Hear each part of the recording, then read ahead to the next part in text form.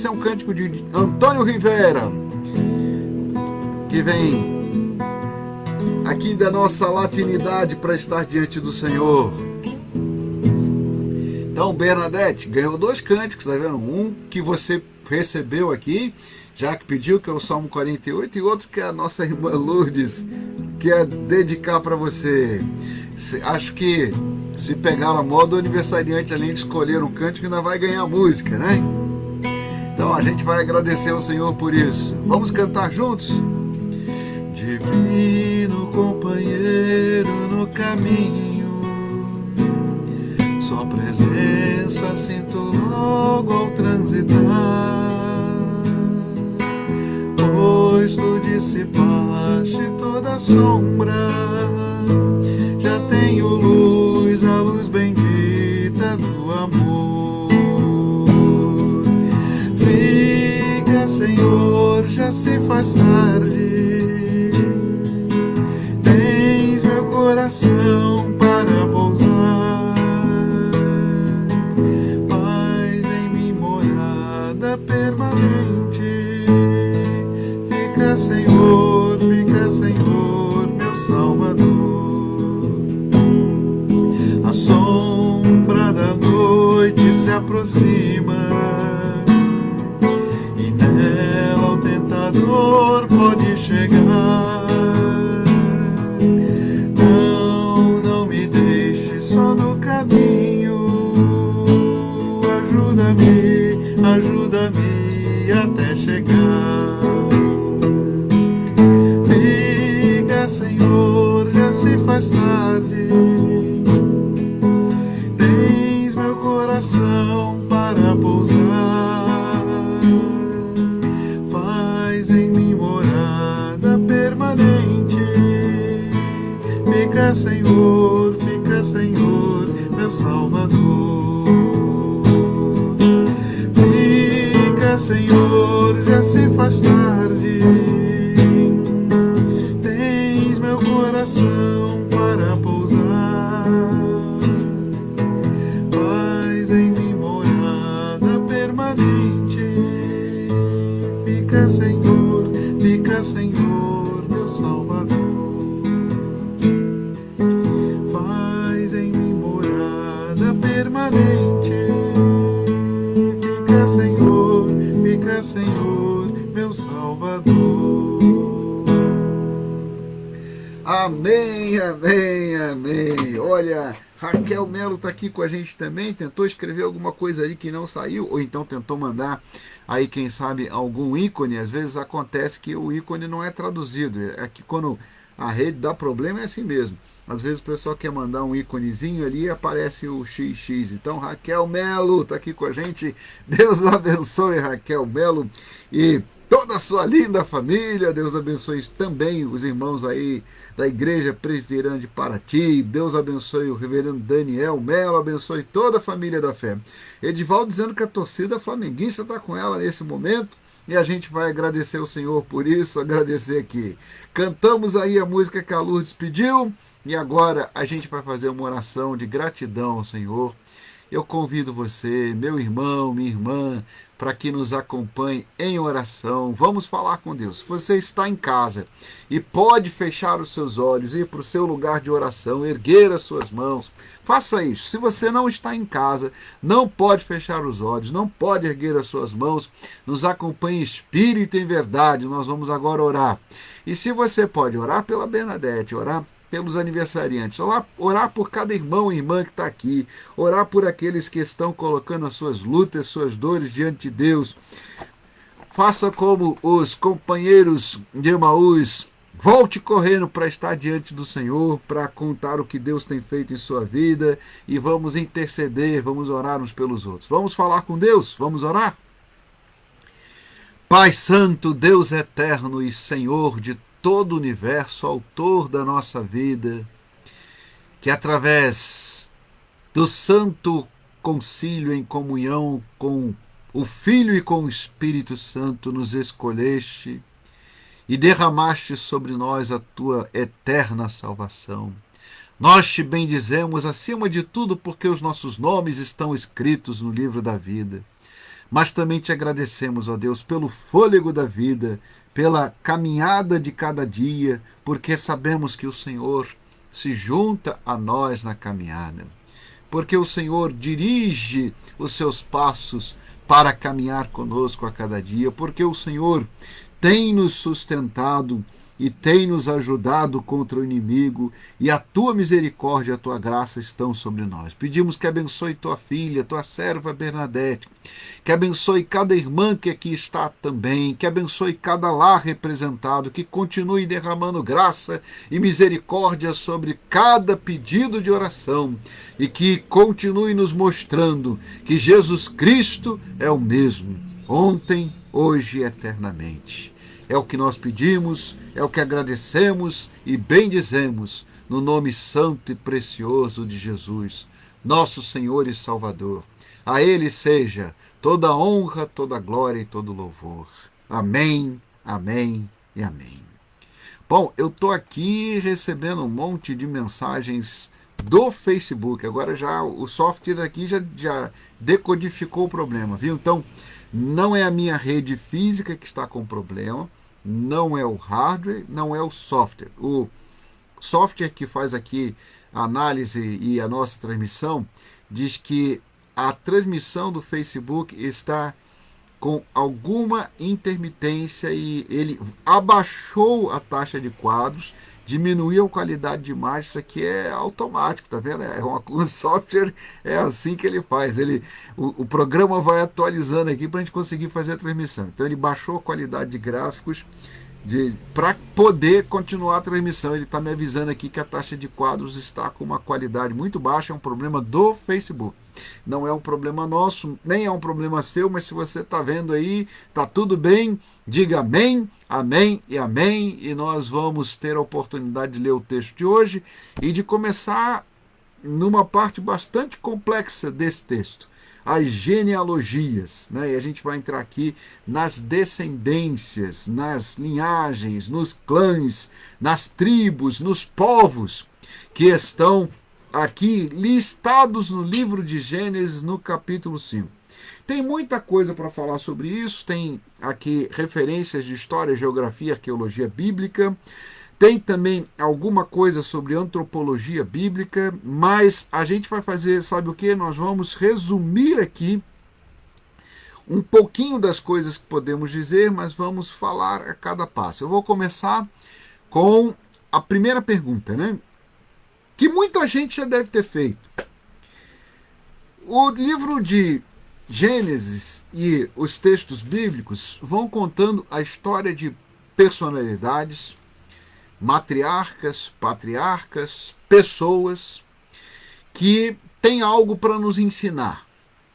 E quando a história tem alguma coisa para ensinar, conta-se ali o evento, conta-se o momento, conta-se o diálogo com Deus, a intervenção de Deus na história humana. E as histórias são fáceis de serem entendidas, de serem narradas, de serem compreendidas, mas eu preciso aqui dizer para você que muita gente me faz essa pergunta. Por que, pastor André, tem genealogias na Bíblia? Tem aquelas listagens que são muitas vezes até difíceis de ler, com nomes complicados. Alguns irmãos e irmãs até já me contaram que eles pulam essa parte, eles não leem as genealogias. Tem gente até que vê aquelas listagens, genealogias, nomes, esses detalhes aí tem gente que diz assim, não, eu vou direto para a história, e pula a história que está na genealogia e passa para a história que está nos eventos que estão ali diante das pessoas. Eu queria dizer para você que tanto as histórias que contam eventos nas vidas das pessoas, como também as genealogias, são coisas que Deus colocou aí para nos ensinar algo. Então, estas genealogias têm também ensinamentos. Mas eu também preciso dizer para você que o povo de Israel, como qualquer povo da antiguidade, tinha uma preocupação muito grande na reflexão sobre a sua linhagem, sobre a sua história, sobre a sua caminhada de vida. E aí eu preciso lembrar para você que aqui também há lições para serem aprendidas. Portanto, se você pula genealogias, não faça mais isso não. Tente estudar essas genealogias e entendê-las. Se você acha que essas listas elas são difíceis de serem lidas, vá lendo e anotando, vá fazendo aqui alguma coisa que você possa compreender um pouquinho mais. E se você tem dúvida, pergunte a outras pessoas, mas não deixe de aproveitar cada verso, cada palavra, cada ensinamento que a Bíblia nos traz. Então, por que as linhagens? Eu vou perguntar de novo, vou botar aqui a pergunta de novo. Por que as genealogias estão na Bíblia? Bom, as genealogias, elas estão na Bíblia, em primeiro lugar, para nos ensinar algo que nós resistimos a aprender até hoje. Sabe o que essa genealogia de Gênesis 5 diz? Essa genealogia de Gênesis 5 diz que toda a humanidade pertence a uma mesma família, a uma mesma linhagem. Porque ele começa assim o texto: Este é o livro da genealogia de Adão. No dia em que Deus criou o homem, à semelhança de Deus o fez, homem e mulher os criou e os abençoou. E lhes chamou pelo nome de Adão no dia em que foram criados. E aí ele começa a contar toda a descendência de Adão. Qual é o objetivo de falar que toda a humanidade descende de um único casal? O objetivo bíblico é um só, é dizer que a família humana é uma só. Talvez você ache que esta história ou que este conceito é muito simples. E não é simples. Ele é algo bastante complexo e que ainda hoje nos desafia. Nós sabemos que os povos, os clãs, as tribos têm línguas diferentes. Nós sabemos que as pessoas têm culturas e têm cor de pele e tem até mesmo uma fenotípica diferente, tem cabelos diferentes, tem rostos diferentes, tem, enfim, uma série de coisas, alturas diferentes, e aí a gente começa a perceber que os seres humanos são diferentes, e o que a gente acentua? A diferença. Então, o que acontece na história bíblica é que a Bíblia acentua não as diferenças, mas as nossas semelhanças. Somos todos criados à imagem e semelhança do Criador. Somos todos membros de uma só família, a família humana. Você acha que isso é fácil de entender? Não é não. Os povos antigos e os livros antigos, eles diziam coisa diferente. Uns diziam, por exemplo, em algumas culturas, tribos e algumas religiões, que os homens descendem de lugares diferentes dos céus, que os homens têm totens diferentes, tem animais diferentes dos quais eles descendem. Por exemplo, um livro muito antigo diz que cada um de nós é parte de um pedaço de uma divindade. E alguns vieram da cabeça, outros vieram do braço, outros vieram das pernas. A Bíblia é um livro único em dizer isso na antiguidade. Que nós todos pertencemos à imensa família humana. Então veja você que a Bíblia está dizendo algo que ainda hoje é difícil de entender. Nós hoje nos dividimos em nacionalidades, em etnias, em culturas. E muitas vezes esta identidade que diferencia é tão divisiva, tão forte, que as pessoas não conseguem ver o outro como um irmão, porque ele fala uma língua diferente, porque tem uma cor de pele diferente, porque ele pertence a uma tribo, a uma cultura, a uma nação diferente. Mas aqui a Bíblia está dizendo que todas as nações, todos os povos, todos os clãs pertencem à mesma linhagem, à mesma família. Primeira lição de Gênesis 5. Somos todos membros da família humana. E todos somos iguais e semelhantes. na nossa humanidade. E fomos criados à imagem e semelhança de Deus. E aí a gente tem uma coisa para pensar o seguinte: olha como é difícil a gente entender isso, né? Porque é uma família complicada. Como muitas famílias complicadas, a família humana é uma família complicada. Antes da gente dizer, não, olha, que é uma só família, família de Deus, porque isso a gente vai ter que falar lá em Gênesis 6. Aqui a gente está falando de uma só família como família humana, toda a humanidade, não é a família de Deus ainda aqui, é a humanidade. A humanidade inteira, ela descende do mesmo casal, ela vem do mesmo clã e somos todos a imagem e semelhança de Deus criados. E aqui a gente tem uma coisa para a gente poder pensar um pouquinho mais. O Werner colocou já uma questão aí, né? Que é a questão de quando ele foi ver o filme Noé, e aí ele viu no filme Noé Matusalém morrer numa caverna no dilúvio. E aí foi na Bíblia, nas genealogias, matematicamente, somando unidades para comprovar se o filme acertou ou não. Essa é uma boa questão, viu? Porque a gente vai entrar agora na segunda questão desse texto, as idades. Porque o texto diz assim, que homem e mulher os criou, abençoou e lhe chamou pelo nome de Adão no dia em que foram criados. Você já sabe que Adão vem de Adam, que quer dizer terra, vermelho, barro.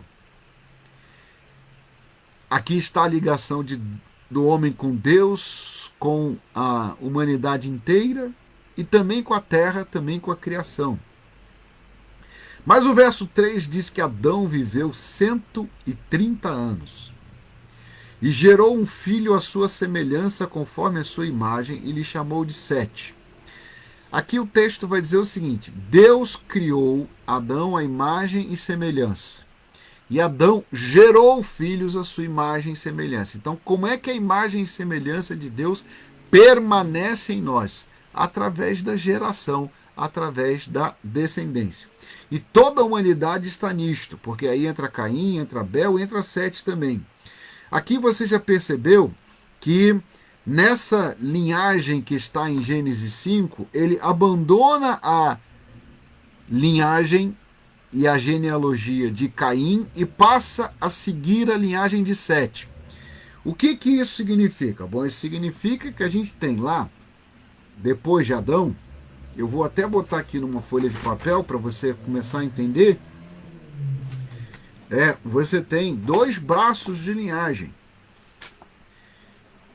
Um que é o braço da linhagem de Caim e o outro o de Sete.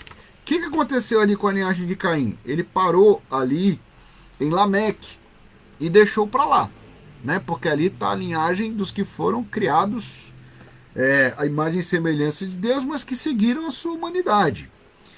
E aqui ele começa a seguir a linhagem de Sete. Bom, quanto ao filme Noé, eu preciso dizer aos irmãos que o filme Noé é um livro é um filme que tem muitas liberdades poéticas, né? É um filme de ficção com muitas liberdades poéticas e um filme que mistura muitas histórias diferentes. Não é exatamente um filme de documentário sobre a Bíblia.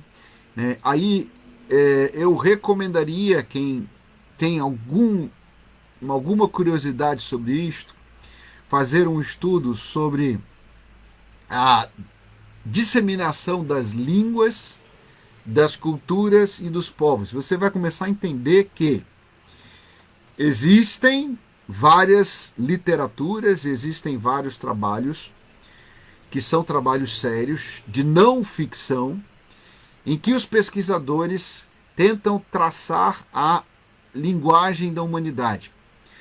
Por que isto é importante? Por que isto é importante? Porque a Bíblia diz que nós já tivemos uma única linguagem e que depois elas foram se diferenciando. Da mesma maneira, nós podemos aprender que nós tivemos uma única linguagem, então nós tivemos em algum momento também uma única cultura nessa única família, e depois os clãs e os povos e as etnias foram também se diferenciando. Isso também é interessante, Mas aqui a gente tem uma discussão enorme a respeito de como a humanidade saindo ali, ou do continente africano, ou da Mesopotâmia, se espalhou por todo o planeta. E essa é uma boa discussão para a gente fazer daqui para frente, quando a gente chegar lá em Gênesis 6, quando a gente chegar depois do dilúvio em Noé. Mas eu gostaria de dizer para você que o filme Noé, infelizmente, é um filme de poesia, de ficção, de fantasia. Tem um monte de coisa lá que não está na escritura, e aí eu preciso chamar a atenção aqui para aquilo que está no texto. Então, para você entender o que aconteceu aqui, Gênesis 4 começou a falar da linhagem de Caim e abandonou essa linha.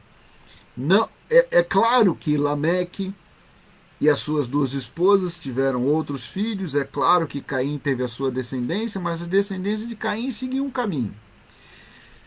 A descendência de Sete seguiu outro caminho. E o texto diz aqui que quando Adão tinha 130 anos, ele gerou uma pessoa chamada Sete. Sete é um nome que tem significado, significa concedido, Deus me concedeu. Esse é o significado do nome. Depois que gerou Sete, Adão ainda teve 800 anos e gerou filhos e filhas. Os dias todos da vida de Adão foram 930 e morreu. Primeira coisa que a gente vai ter que enfrentar aqui é a idade de Adão. Então Adão morreu com quase 1000 anos e gerou filhos e filhas além de Sete, mas esses filhos e filhas não estão aqui. Então quem eles são? A Bíblia não diz, porque a Bíblia decidiu seguir a linhagem de Sete. Por que a Bíblia decidiu seguir a linhagem de Sete? Porque nessa linhagem tem aprendizado para nós, porque nessa linhagem tem alguma coisa para nos contar. As outras linhagens não tinham nenhuma lição, por isso é que o texto decidiu seguir a linhagem de Sete. Então, para você guardar no coração, vou dizer de novo, as linhagens estão lá na Bíblia para a gente aprender alguma coisa. O objetivo de destacar uma linhagem, destacar uma pessoa e não outra é didático. Se o livro fosse aqui exaustivo, se fosse um livro tombo, um livro dos nomes, teria a linhagem de todos os filhos de Adão. Teria a linhagem de todos os descendentes dos filhos de Adão, mas não é esse o objetivo. Aqui ele não está fazendo aqui um estudo genealógico. Aqui o objetivo é outro, é destacar nestas linhagens lições e coisas que nós precisamos aprender. O objetivo, portanto, é didático. Dito isto, vamos enfrentar o problema da duração da vida de Adão. Segundo o texto aqui, Adão tinha 930 anos quando morreu. Há uma série de observações sobre isto. Muitas observações. Ali a Joelma faz uma pergunta que eu vou responder. Joelma, só para dizer o seguinte: nós não sabemos se Caim coabitou com alguma irmã ou com alguma prima. Nós não sabemos isso. O texto não diz qual era o parentesco. Nós só sabemos que provavelmente esta mulher de Caim era também descendente de Adão e Eva, porque toda a humanidade tem a mesma origem, mas nós não sabemos se era uma irmã, se era uma prima de primeiro grau, se era uma prima de segundo grau, a gente não sabe. E a gente não sabe quantos filhos Adão e Eva tiveram, porque a Bíblia não diz. Ela só diz que Adão e Eva tiveram filhos e filhas. Então, esse é o primeiro ponto para a gente entender. Não dá para dizer que é uma irmã. A outra coisa que a gente pode dizer aqui é que depois que Adão gerou Sete, segundo a Márcia está perguntando ali, ele viveu 800 anos e durante esses 800 anos teve filhos e filhas. É o que está escrito no texto ali. E finalmente ele faleceu. Faleceu com 930 anos, quase 1000 anos de idade. Isso levanta uma série de questões e a gente vai ter que discutir isso. Bom, primeiro eu vou fazer um destaque aqui para você. O biblista Russell Shedd fala sobre este tempo da duração da vida, levantando a seguinte tese. A tese de que estas genealogias e estas cronologias, elas estão tentando aqui dar uma história da humanidade. Aqui é importante você entender uma coisa que eu vou já destacar para você. O Russell Shedd afirma que de Adão até o dilúvio, nós teríamos uma realidade na qual o nascimento de Noé aconteceria em 7.625 depois de Adão. Por que isso é importante? Primeiro porque o que Russell Shedd está dizendo aqui é que aquelas pessoas que afirmam que o mundo tem 6.000 anos têm um problema com essa genealogia. Porque se fizermos a conta como o texto está dizendo, o texto colocaria o nascimento de Noé em 7.625 e colocaria, portanto, o primeiro registro aqui desse texto em 8.225 desta linhagem toda. Por que o Russell Shedd está fazendo essa conta, está fazendo essa observação? Primeiro, porque essa é uma discussão que alguns tomaram como uma discussão apaixonada. Então, tem gente que acha, como alguns que defendem aquela cronologia da Terra jovem, que o mundo tem 7.800, que o mundo tem 5.700 anos, que o mundo tem 6.000 anos. Isso foi, inclusive, debatido muito quando a gente falou da criação, lá quando a gente falou de Gênesis 1. E aqui o Russell Shedd está dizendo o seguinte, olha, se essas pessoas fizessem contas matemáticas, elas perceberiam que a ideia de que o mundo tem 6.000 anos não bate com essa conta que está aqui. Porque só de Adão até Noé, nós teríamos 7.600 anos. E se depois de Noé ainda tem mais tempo, então essas contas e esses debates sobre a criação da Terra como sendo algo jovem não encaixa nas genealogias bíblicas, assim como não encaixa em outras coisas que a gente também levantou aqui quando a gente falou de Gênesis 1. A segunda coisa que o Russell Shedd observa é que é preciso enfrentar aqui se o texto está falando da duração da vida ou se ele está falando de uma outra forma de contar o tempo. Se ele estiver falando de outra forma de contar o tempo, que é uma tese que alguns defendem, então nós estamos contando dias e noites. Então, ainda assim, daria uma conta enorme, porque nós teríamos que dividir esses 930 anos pelo número de dias e noites que Adão passou, tentando fazer uma contagem de dias e noites diferentes. Nós poderíamos dividir 930 por 2 ou 930 por 4 para chegar ao tamanho da vida de Adão. Ainda assim, seria uma vida bastante generosa, uma longevidade que desafia aqui a nossa mente. Qual é então a opção aqui, uma das opções possíveis? De acordo com a própria sugestão que o Russell Shedd faz aqui nesse texto, ao falar dos dias que são aqui descritos como os dias dos homens, ele está sugerindo que o que está se contando aqui nessa cronologia das descendências, preste atenção porque isso é importante, é alguma coisa que é semelhante às dinastias. Então essa é uma outra tese, não de que a pessoa tenha vivido 930 anos, mas que ela e os seus descendentes viveram todo esse período.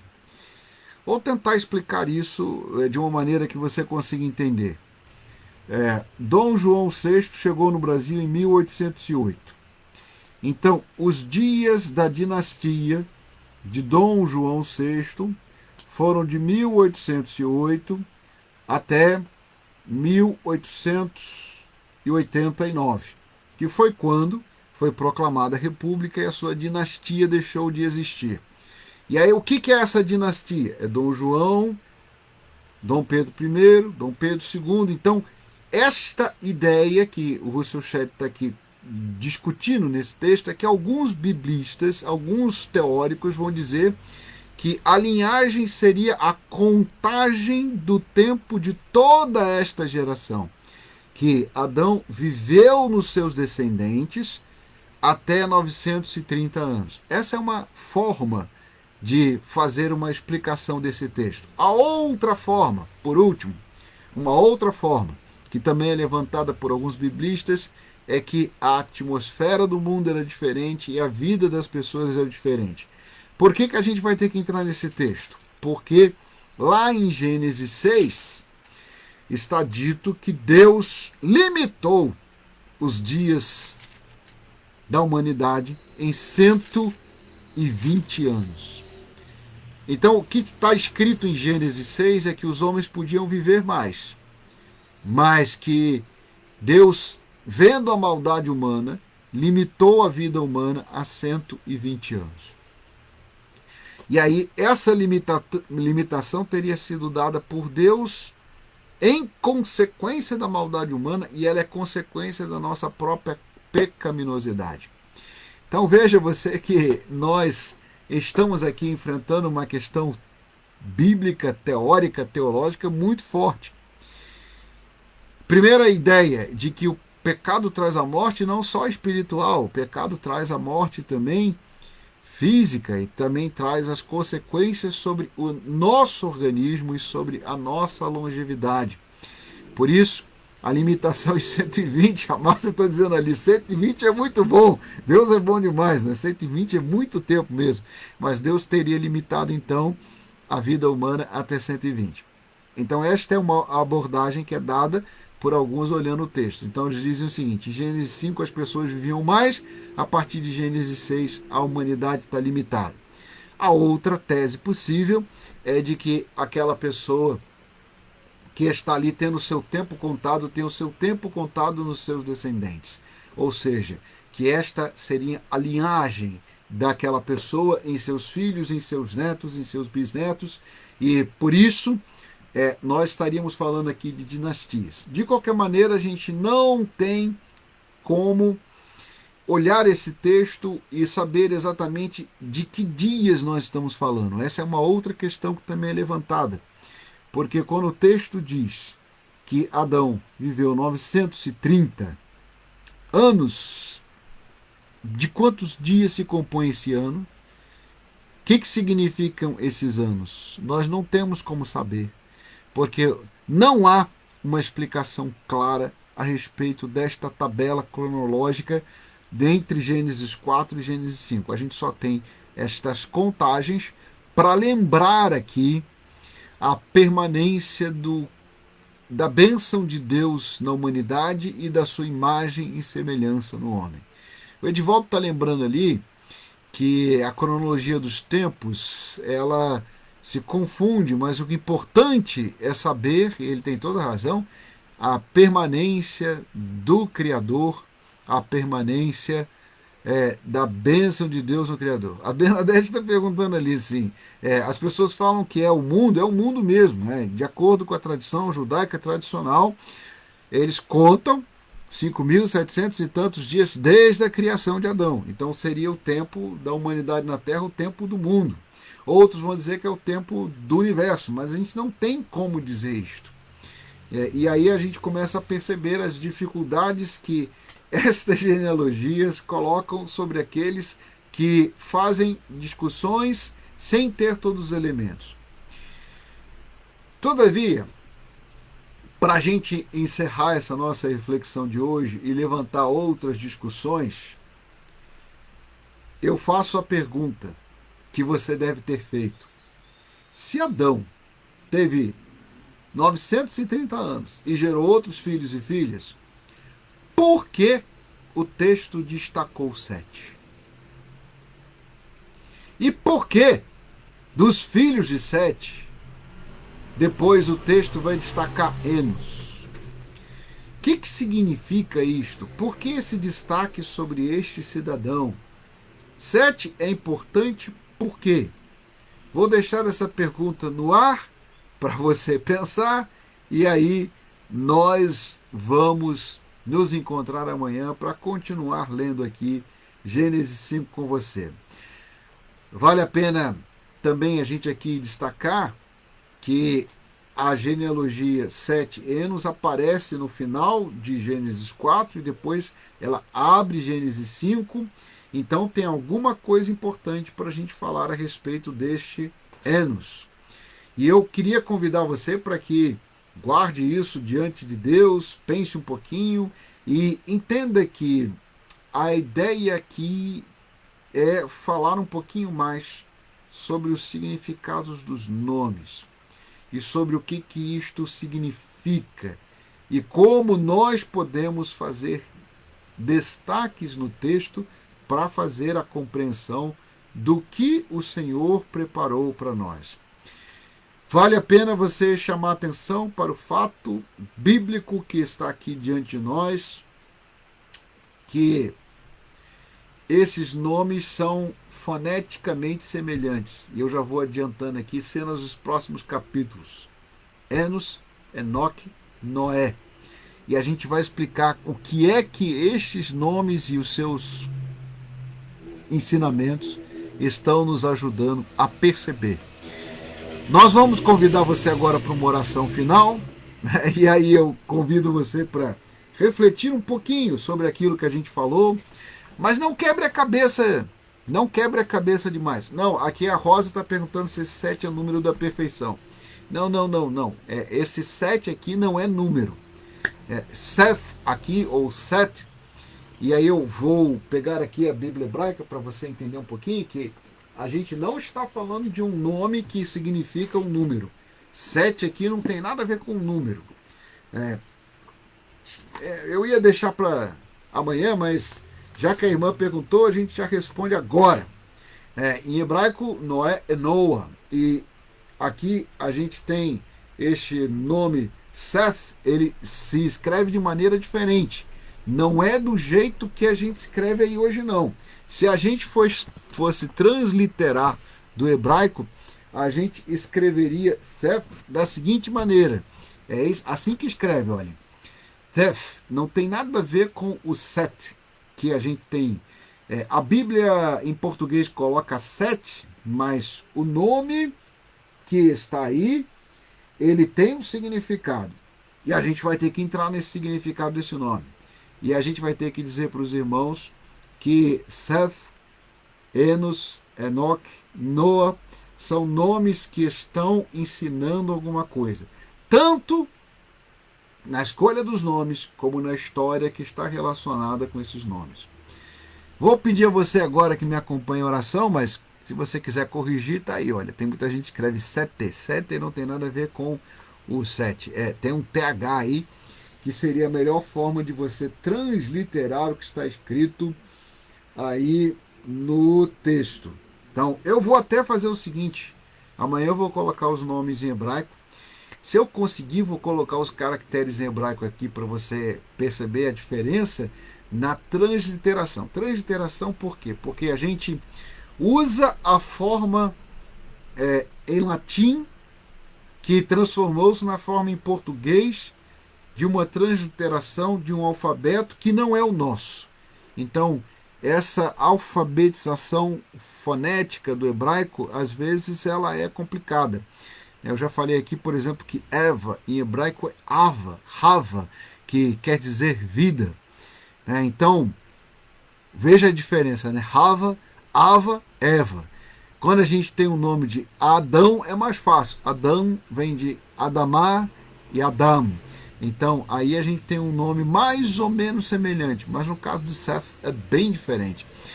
Então tem esse TH aí que é diferente, não tem nada a ver com o número 7, nem com os 7 dias da criação. Esse é um nome. E esse nome tem uma história e a gente vai ter que ver essa história amanhã. Não vou adiantar hoje não, só ajudei a irmã ali para ela não ficar com a dúvida entre o número 7 e o nome Seth, para você começar a entender o que nós estamos falando. Amanhã, então, cenas dos próximos capítulos, cena do próximo episódio, nós vamos falar sobre esta sequência de nomes. E aí, eu vou usar a versão em português, Set, Enos, Enoque, Noé. E aí você vai entender que esta sequência de nomes tem algo para nos ensinar. Vamos falar com Deus agora numa oração final. Vamos agradecer a Deus, agradecer ao Senhor também que dá a alguns homens a missão de estudar, de buscar a Bíblia, de procurar conhecimento sobre arqueologia, história, geografia, das escrituras, antropologia bíblica. Tem muita coisa para a gente discutir a respeito desse texto e a gente vai mais uma vez encontrar esse texto amanhã. Se Deus quiser, se Jesus não voltar antes, nós estaremos juntos. Vamos ter a oportunidade de ler juntos? Vamos orar? Tem gente que já começa, falei, tem gente que já começa a pesquisar, já começa a querer saber. Bom que seja assim. Vamos orar juntos? Eterno, bendito e poderoso Deus, te agradecemos porque a tua palavra nos traz ensinamento em cada capítulo, em cada verso, em cada nome, ó Deus. E nós queremos te pedir, abre a nossa mente e o nosso coração para aprender mais a respeito de ti. E que este aprendizado se transforme em prática nas nossas vidas. E que as nossas vidas sejam frutíferas diante do Senhor. É o que pedimos, agradecemos e bendizemos. No nome santo e precioso de Jesus Cristo, o Mestre dos Mestres, nosso Senhor e Salvador. Em nome de quem oramos. A Ele seja toda a honra, toda a glória e todo o louvor. Amém, amém e amém. E que a graça maravilhosa de Jesus Cristo, o amor de Deus, nosso eterno Pai, e as doces e eternas consolações do Espírito Santo de Deus sejam sobre nós, hoje e sempre. Amém, amém, amém.